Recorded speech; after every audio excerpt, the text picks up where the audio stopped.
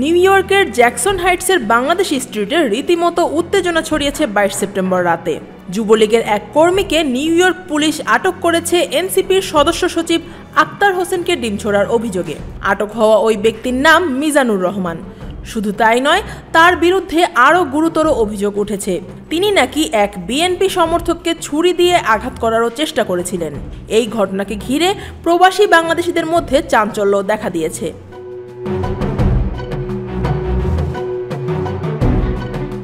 প্রত্যক্ষদর্শীরা জানান, 22 সেপ্টেম্বর রাতে আক্তার হোসেন যখন জনসম্মুখে ছিলেন তখন তাকে লক্ষ্য করে ডিম ছোড়া হয়। মুহূর্তেই এলাকা গরম হয়ে ওঠে। স্থানীয় প্রবাসী বাংলাদেশিদের মধ্যে চাঞ্চল্যকর প্রতিক্রিয়া দেখা দেয়।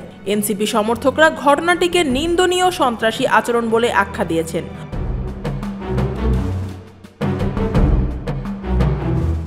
তবে ঘটনার পরপরই নিউ ইয়র্ক পুলিশ ঘটনাস্থলে পৌঁছে মিজানুর রহমানকে আটক করে নিয়ে যায়। পুলিশের বরাত দিয়ে মার্কিন গণমাধ্যম জানিয়েছে, আটক মিজানুর রহমানকে রাত 9:30টার দিকে হেফাজতে নেওয়া হয়।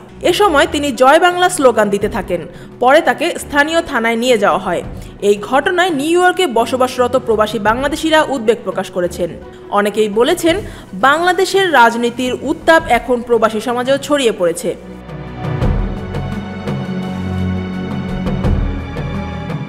ঘটনার সঙ্গে যুক্ত বিএনপি নেতারা দাবি করেছেন, যুবলীগ কর্মীদের পরিকল্পিত হামলার অংশ হিসেবেই এই ডিম ছোড়া হয়েছে।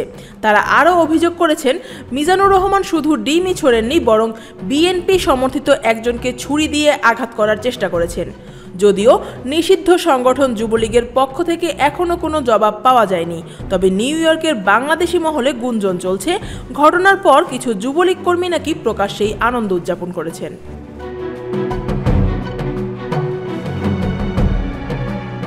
উল্লেখ্য, এনসিপির সদস্য সচিব আক্তার হোসেন সম্প্রতি জাতিসংঘ সাধারণ পরিষদের 80তম অধিবেশনে অংশ নিতে নিউ ইয়র্কে অবস্থান করছেন। তার সফরকালেই এমন একটি ঘটনা ঘটায় ব্যাপক আলোচনার জন্ম দিয়েছে।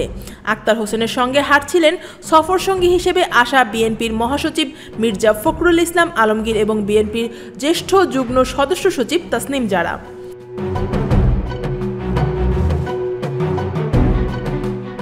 স্থানীয় আওয়ামী লীগ নেতাকর্মী ও সমর্থকেরা এ সময় তাসনিম জারাকে লক্ষ্য করে কটূক্তি করেন। তারা সেখানে বিক্ষোভ করেন। প্রধান উপদেষ্টার সফরসঙ্গীরা ম্যানহাটনের গ্র্যান্ড হায়াত হোটেলে আছেন। যুক্তরাষ্ট্র আওয়ামী লীগ সেখানে প্রতিবাদ করার অনুমতি নিয়ে রেখেছে। সে অনুযায়ী সন্ধ্যায় তারা সেখানে বিক্ষোভ করেন।